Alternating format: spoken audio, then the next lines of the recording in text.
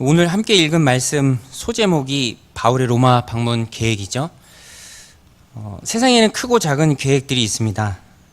인생에도 계획이 있고요, 또 나라에도 계획이 있습니다. 올해가 벌써 10월이 되었죠. 이제 많이 가고 달력도 3장 정도 남았는데 연초에 개운 계획들 어떻게 잘 지키고 계신지요? 계획에 대해서 생각할 때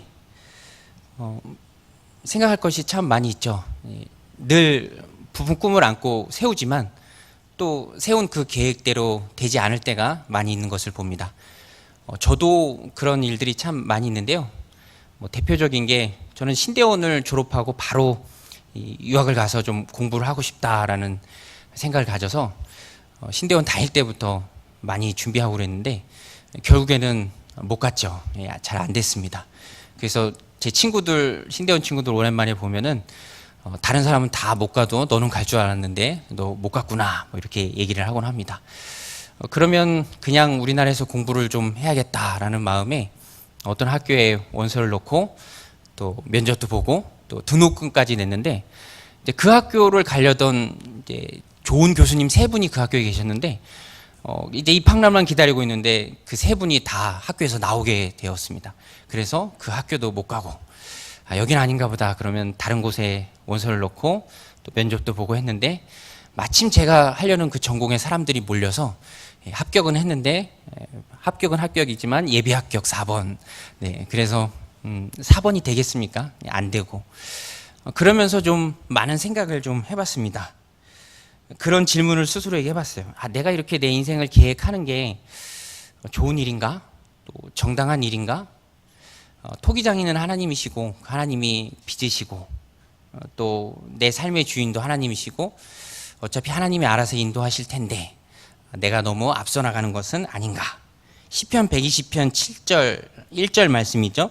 여호와께서 집을 세우지 아니하시면 세우는 자의 수고가 헛되며 여호와께서 성을 지키시지 아니하시면 파수꾼의 경성함이 허사로다. 모든 일의 성패는 하나님께 달린 것이지 인간의 계획, 그것이 좋고 나쁨에 달린 것이 아닙니다. 그러면 반대로 하나님이 다 하시니까 내가 내 인생의 계획, 장기 계획이든 단기 계획이든 그냥 세우지 않고 무계획으로 살아야 하는가? 그건 또 아닌 것 같아요. 성경에 계획을 세워서 잘된 예들이 참 많이 나오는데 대표적인 게 느헤미야의 케이스입니다. 느헤미야는 BC 400년대 사람인데 페르시아의 고위 관리였죠. 그런데 자기 조국 예루살렘이 황폐해 있다는 소식을 듣고요, 안색이 좋지 않았습니다. 굉장히 풀이 죽어 있었죠. 아닥사스다 왕이 그런 느헤미야를 보고 무슨 일이냐라고 물을 때 느헤미야는 자기 마음에 있는 말들을 다 말합니다. 조상들의 무덤이 있는 예루살렘이 지금 황폐해진 채 버려져 있습니다. 그래서 내가 이렇게 어려운 가운데 있습니다. 그때 왕이 물어요. 야, 그러면 내가 널 위해서 무엇을 해주길 원하느냐? 느헤미야에게 이렇게 물을 때 느헤미야는 잠깐 하나님 앞에 묵도하고요, 그 자리에서 왕이 묻는 그 자리에서 자신이 필요한 것들을 줄줄줄 다 얘기합니다. 먼저는 특별 휴가를 주시고 또 거기까지 가는 동안에 필요한 경비, 허가증 다 요구합니다. 그리고 성벽 재건에 필요한 제방 사항들 다 요구해서 또 그것을 허락을 받고 또 받게 됩니다. 성벽 재건이라는 어마어마한 과업이 일사천리로 진행되는 것을 보죠. 어떻게 이런 일이 가능했는가? 느헤미야가 미리미리 계획을 많이 가지고 있었기 때문에 그래요.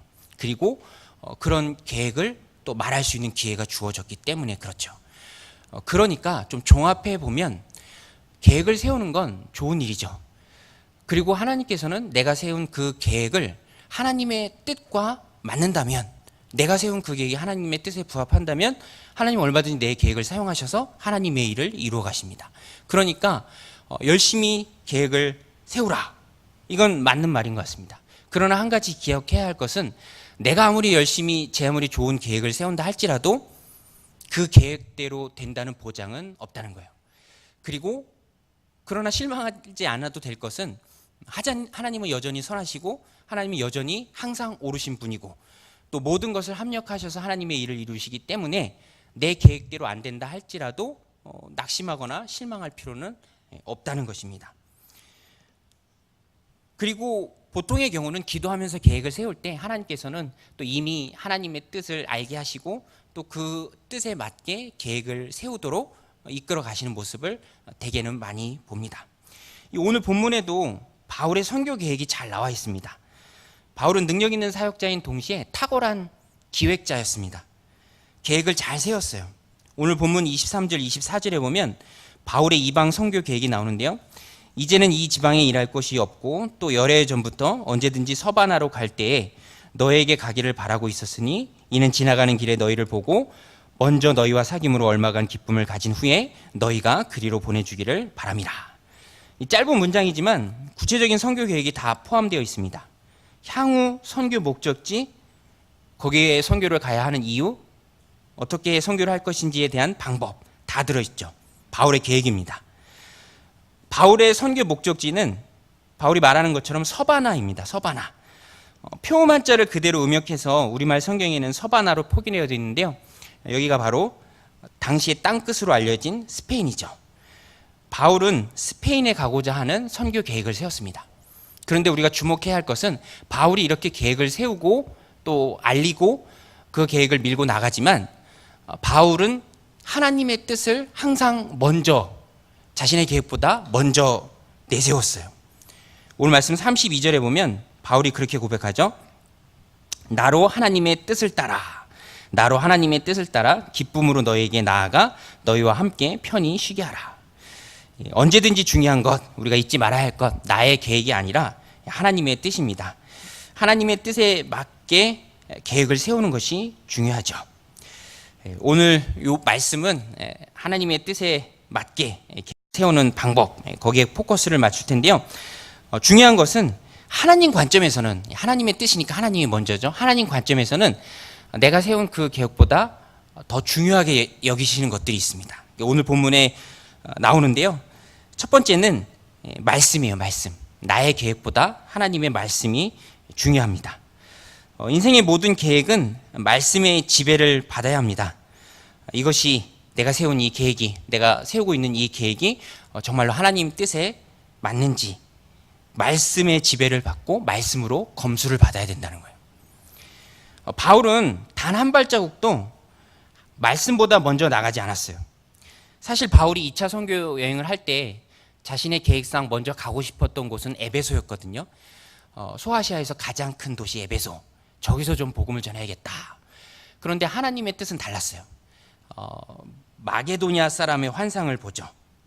그 환상을 보고 드로아에서 그 환상을 보고 에베소를 등지고 마게도니아로 갑니다.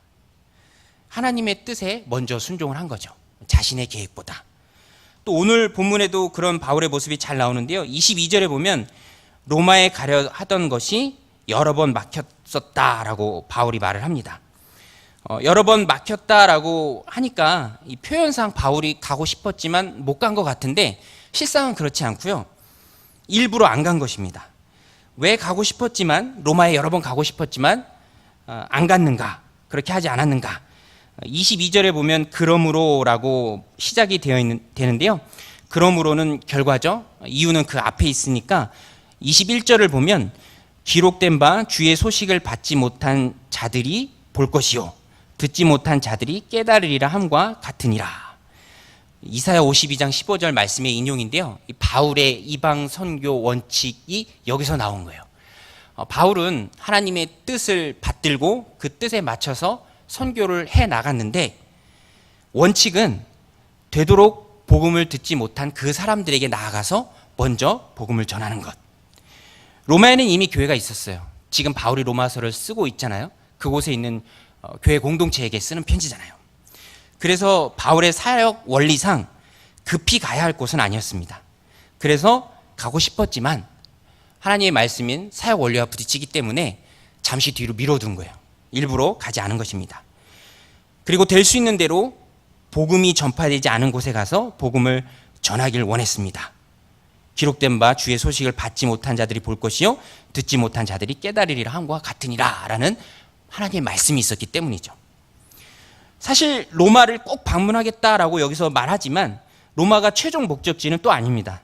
로마는 경유지이고요. 또 최종 목적지는 이 라틴어권의 선교지인 스페인입니다.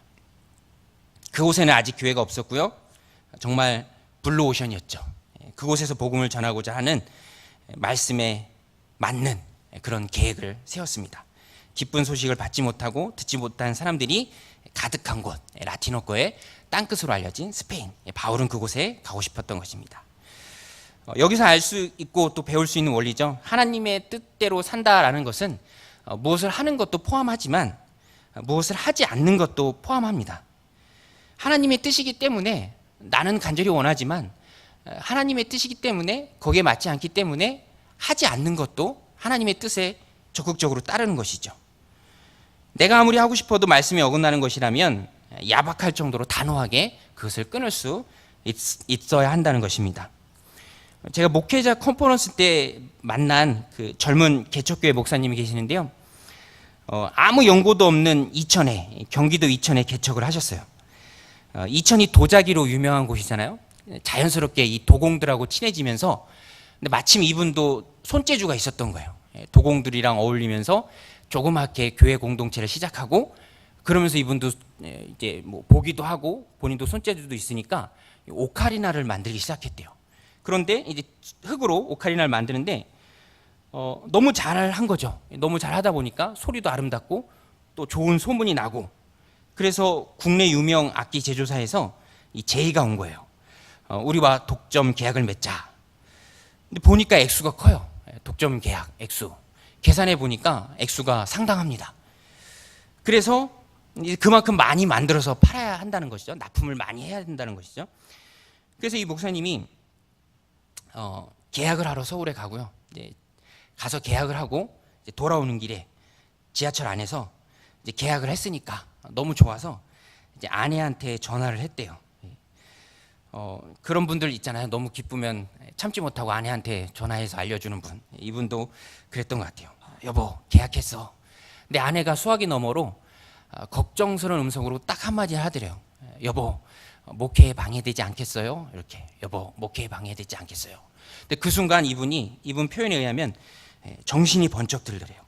그래서 전철을 다시 타고 돌아가서 계약을 취소하고 왔다.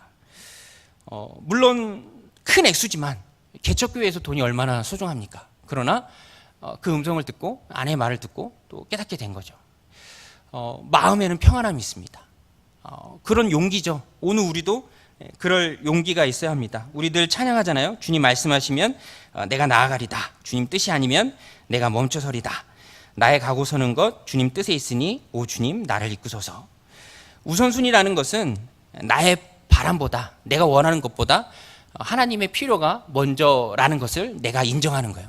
그 인정 가운데 너무너무 하고 싶고 꼭 해야 하고 해야 할 것 같지만 그럼에도 불구하고 말씀이 막는다면 과감하게 포기할 수 있어야 한다는 것이죠. 구약성경에 보면 에스더가 이렇게 했습니다. 용기가 있었죠. 자신이 나서야 할 때를 무시하지 않았고요. 또 나는 할 수 없어 라고 자기를 합리화하면서 피하지 않았고요. 자기가 나설 때 왕이 부르지 않았지만 역사에 나오는 크세르크세스, 성경에는 아하수에로 왕으로 나오죠. 이 무시무시한 왕 앞에 부르지도 않았는데 민족의 구원을 놓고 죽으면 죽으리다 라는 마음으로 갔습니다.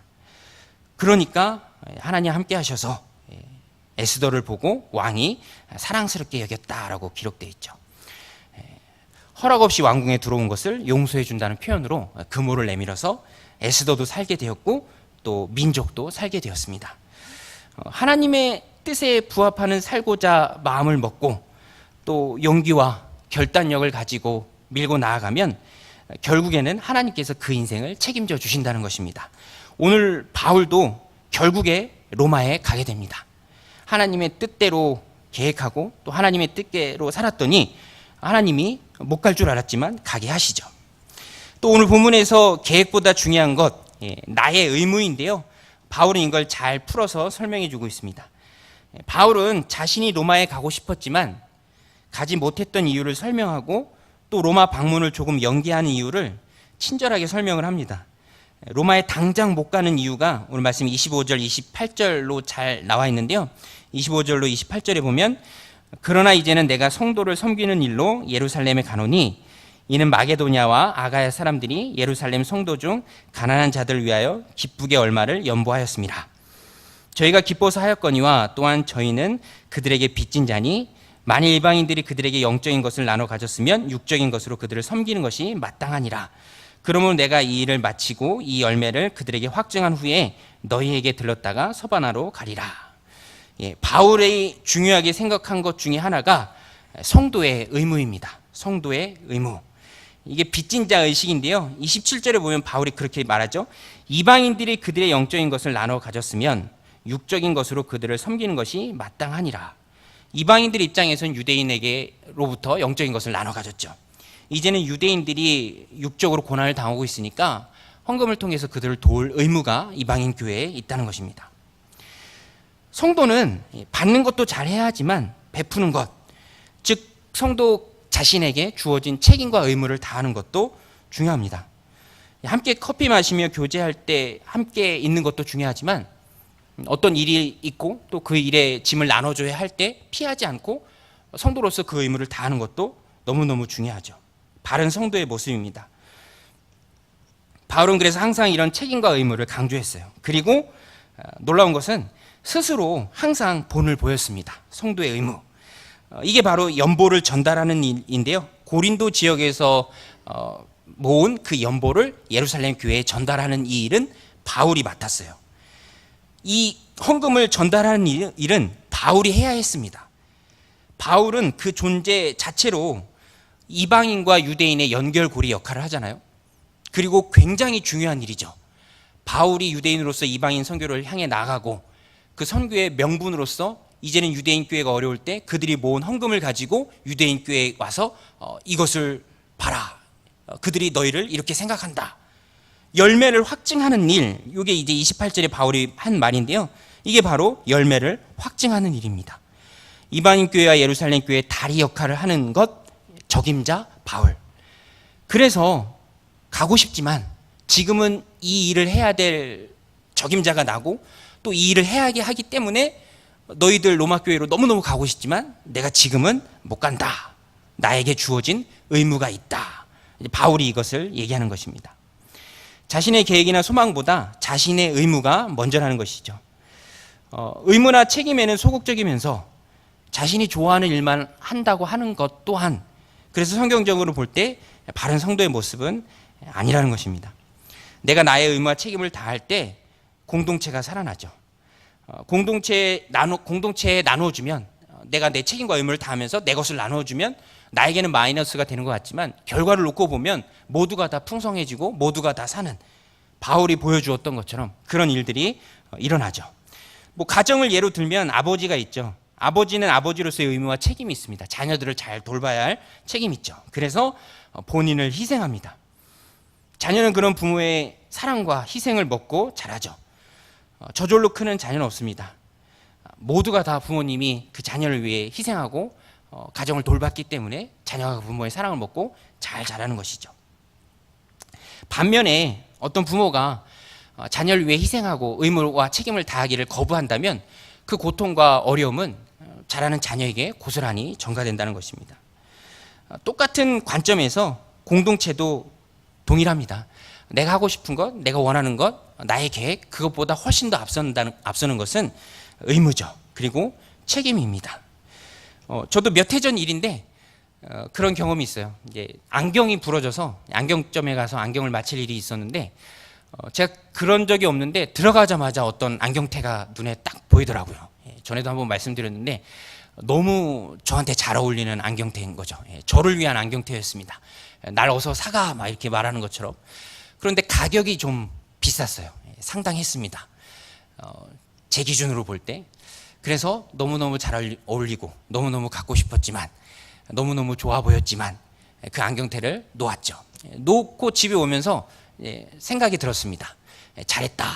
왜 잘했다라는 생각이 들었냐면 내가 이것을 사지 않고 이것을 아끼면 우리 자녀들한테 돌아갈 혜택이 그만큼 더 늘어나지 않는가.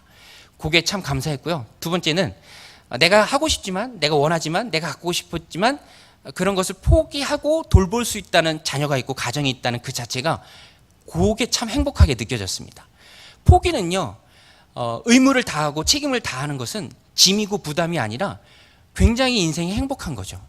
지금도 많은 사람들이 넉넉하고 돈은 많고 그렇지만 정작 헌신할 데가 없고 쓸 데가 없고 또 책임과 의무를 다할 곳이 없어서 허무하게 인생을 보내는 사람들이 많이 있죠. 그러기에 하나님이 우리에게 주신 공동체, 바울이 보여주었던 것처럼, 바울이 책임과 의무를 다했던 것처럼 오늘 우리도 수고 그리고 애씀, 그래서 가꿀 수 있는 교회가 있다는 것은 너무너무 행복한 것이죠. 수고와 희생으로 하나님 우리에게 허락하신 귀한 정윤 공동체를 힘있게 갖고 나가시는 저와 여러분들이 다 되시길 바랍니다. 마지막으로 세 번째는 계획보다 중요한 것은 기도죠. 오늘 본문에도 바울이 그것을 말합니다. 사람이 마음으로 자기의 길을 계획할지라도 그 걸음을 인도하시는 분은 하나님이십니다. 바울은 이 사실을 분명하게 알고 있었고요. 그래서 로마 교회 성도들에게 내가 계획을 갖고 있지만 그래도 날 위해 하나님께 기도해 달라. 이 계획이 이루어지도록 기도해 달라라고 기도 부탁을 합니다. 30절에 보면 형제들아 내가 우리 주 예수 그리스도와 성령의 사랑으로 말미암아 너희를 권하노니 너희 기도에 나와 힘을 같이하여 나를 위하여 하나님께 빌어. 힘을 같이하여라는 말은 운동 경기에서 한 팀 소속 선수들이 이기기 위해 동그랗게 모여서 파이팅을 외치는 모습입니다. 바울이 그걸 요구하고 있어요. 같이 하자. 같이 힘을 합쳐서 기도하자. 로마 교회 교인들과 바울이 힘을 합쳐서 또 최선을 다해서 기도해야 하는 이유가 무엇입니까? 기도에 역사하는 힘이 많기 때문에 그렇죠. 아무리 계획이 좋아도, 아무리 계획이 탁월해도 기도가 없다면 그 계획이 이루어진다는 보장이 없잖아요. 야고보서 5장에 보면 의인의 강구는 역사하는 힘이 많다, 크다라고 했습니다. 모든 일의 주관자가 하나님이기에 하나님 앞에 기도할 때 그 일이 이루어진다는 것이죠. 르비딘 광야에서 이스라엘 백성이 아말렉과 전쟁할 때 백성들은 산 밑에서 미디안과 전쟁을 했지만 모세 역시 그 전쟁에 참여했습니다. 산 위에서 손을 들고 기도를 했죠. 누가 일하는 것인가? 둘 다 일하는 것이죠.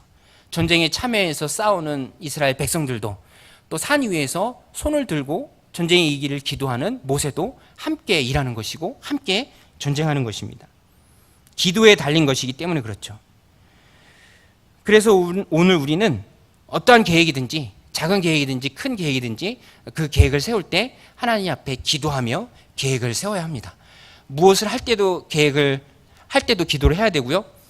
또 어떤 일을 하지 않을 때도 또 기도를 해야 하는 것이죠. 이제 연말이 되면 교육부서에 있다 보니까 또 사역을 하다 보니까 함께 성도님들이랑 사역을 하는데 간혹 그러시는 분들이 있죠. 내년에는 좀 힘들 것 같아요. 내년에는 좀 어려울 것 같습니다. 라고 말씀하면서 이렇게 몸값을 좀 높이시는 분들이 있는데 그러면 어떤 목사님은 그렇게 물어본다 그래요. 그러면 하나님께서 그만두라고 하셨습니까? 이렇게 물어본대요. 그러면 대부분은 대답을 못하고 네, 내년에도 충성하겠습니다. 열심히 하겠습니다. 맞죠? 뭔가를 하기 전에 하나님 앞에 기도하고 응답을 받고 시작했다면 뭔가를 내려놓을 때도 처리할 때에도 좀 쉼을 가질 때에도 하나님께 기도하고 내려놓는 게 맞다는 것입니다. 언제든지 내 삶과 사역의 인사권자는 하나님이기 때문에 하나님한테 묻고 또 기도하고 실행에 옮기는 것이죠. 하나님 아무 말씀도 하시는데 내 마음대로 하면 앞뒤가 안 맞는다는 것입니다. 또 바울은요, 특별히 기도할 때 무엇보다 영적 지도자를 위해서 기도해 달라고 부탁을 합니다. 영적 지도자를 위해서 기도해 달라고, 바울 자신을 위해서 기도해 달라고 간절히 부탁을 하죠. 왜 그런가? 모든 마귀 공격의 초점은 어찌하든지 선봉에선 목회자 또 지도자에게 초점되기 때문에 그렇습니다. 스가랴서 13장에 보면 목자를 치면 양이 흩어지려니와 라는 말씀이 나옵니다. 그래서 언제든지 1차 목표는 바울이에요. 그리고 공동체의 지도자입니다. 목회자입니다. 목회자에게 공격이 집중되는 이유는 목회자 하나만 무너지면 양떼가 다 흩어지기 때문에, 그래서 마귀는 항상 유혹과 시험으로 집중해서 목회자를 공격하죠. 그래서 바울도 이걸 너무너무 잘 알고 늘 부딪히고 영적 싸움이 있어서 항상 기도 부탁을 했습니다. 힘써 기도해 달라 간절하게 부탁했죠. 그러므로 우리는 열심히 기도해야 합니다. 교회를 위해서 기도해야 되고요. 내 계획을 위해서 기도해야 되고, 특별히 공동체의 지도자, 목회자를 위해서 열심히 기도해야 합니다. 모여서 머리 싸매고 계획하는 것보다 기도가 훨씬 유익하죠. 아무리 고민한다 한들, 아무리 애써서 좋은 계획이 나온다 한들 기도가 없다면 아무것도 아니라는 것입니다. 그래서 어떠한 계획이든지 그 계획을 세우기에 앞서 하나님 앞에 기도하고 기도에 힘쓰시는 저 여러분들이 다 되시기를 주님의 이름으로 축원드립니다. 말씀의 결론인데요. 나의 계획보다 하나님의 말씀이 중요하고요. 또 나의 계획보다 내가 가진 의무가 더 소중합니다. 나의 계획보다 기도가 훨씬 더 역사하는 힘이 강하고요. 그래서 우리는 열심히 계획을 세우지만 거기에 절대적인 의미를 부여하지는 않습니다. 다만 하나님의 뜻을 가장 우선순위에 두고 살아가는 것이죠. 제 좋아하는 찬양 중에 이 세상의 부유함보다라는 찬양이 있는데요. 잠시 가사를 좀 알려드리면 이 세상의 부유함보다, 이 세상의 좋은 친구보다, 나의 꿈을 이루는 것보다 더 귀한 분, 필요한 모든 것을 다 얻고 내가 원하는 삶을 사는 것보다 어느 누구의 그 사람보다 더 귀한 분, 그 귀한 분은 우리가 잘 아는 것처럼 바로 주님이십니다. 오늘 바울처럼 나의 계획보다 하나님의 뜻을 더 우선순위에 두고 살아가는 믿음의 신실한 종들이 다 되기를 주님의 이름으로 간절히 축원드립니다. 기도하시겠습니다.